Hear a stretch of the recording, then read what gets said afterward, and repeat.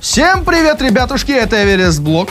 И сегодня у меня намечается свидание с девушкой, за которой я ухаживал целых долгих 2 месяца, друзья. И сегодня я просто не знаю, что мне одеть. Блейзер или пиджак? Погодите. А что из этого блейзер, что из этого пиджак? Да. Сложно. Давайте попробуем разобраться.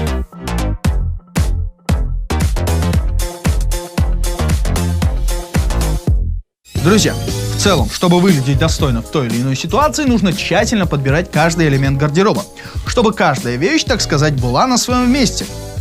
А вместе бы это все составляло гармоничный и лаконичный ансамбль. Учитывая, что современная мода предлагает нам очень много разных видов одежды, которые схожи между собой, нам нужно четко понимать, что из этого является чем. Что блейзер, а что пиджак. Давайте разбираться вместе. Начнем с того, что блейзер прочно вошел в моду в начале 19 века, став отличной альтернативой привычному костюму двойки, неотъемлемой частью которого как раз и является пиджак. Изначально блейзер был частью гардероба моряков. Он представлял из себя недлинную куртку, коротковатую, которая отлично защищала от непогоды и при этом придавала ее владельцу торжественный вид. Друзья, на самом деле классический блейзер отличается насыщенным темно-синим цветом, а также наличием 6 позолоченных или же медных пуговиц. На самом деле в 20 веке блейзер носили члены разных аристократических клубов и собраний. На сами блейзеры набивались эмблемы. Ну или же эмблемы набивались на пуговицы блейзера. А вообще классическое сочетание блейзера — это темный блейзер и светлые брюки. Что касается пиджака, то в идеале он должен сочетаться по цвету и фактуре с нижней частью гардероба, то есть с брюками. Для блейзера это условие совсем не обязательно. Кстати, современные блейзеры бывают не только темно-синего цвета. Есть масса разных комбинаций. Темно-зеленый, темно-коричневый, темно-фиолетовый. На самом же деле пиджак может быть как однотонным, так и многотонным. Но что касается блейзера, блейзер вещь исключительно однотонная. На блейзере как на классическом, так и современном обязательно наличие накладных карманов, а также боковых шлиц. Шприц? Шлиц. Спиц? Шлиц. Шпилевель. Шлиц! Господи. Шлиц. Это обработанный особым образом разрез сбоку, когда как бы одна часть ткани перекрывает другую. Шлиц. Да, молодец, красавчик, держи, Сахаров.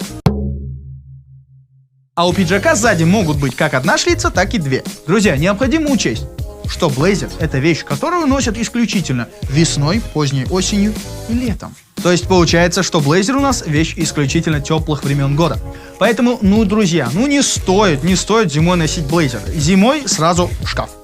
А теперь давайте порассуждаем, какие выводы мы из этого всего извлекли. Вывод номер 1. Блейзер является отличной альтернативой пиджаку от костюма двойки. Вывод номер 2. Блейзер – вещь менее официальная, которая подходит для повседневной носки. Или для активного отдыха. Вывод номер 3. Блейзер – вещь исключительно однотонная и без рисунков. Вывод номер 4. У блейзера есть боковые шлицы. Шлицы, а не шприцы. У пиджака их может быть 1 или 2, но сзади. Вывод номер 5. На блейзере могут присутствовать символика и нашивка. Вывод номер 6. Обязательная деталь блейзера – накладные карманы, без клапанов и застежек. Вывод номер 7. Блейзер, в отличие от пиджака, носится преимущественно в теплое время года.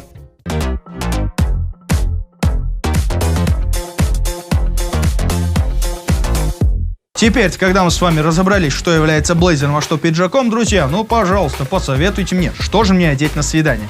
Блейзер или пиджак? Или блейзер и пиджак?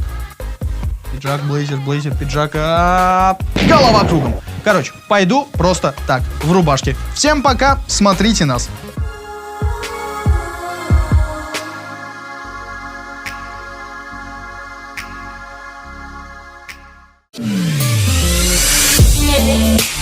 Смотри больше новых роликов и найди свой стиль. Переходи по ссылке в описании и подпишись на канал Салон Эверест.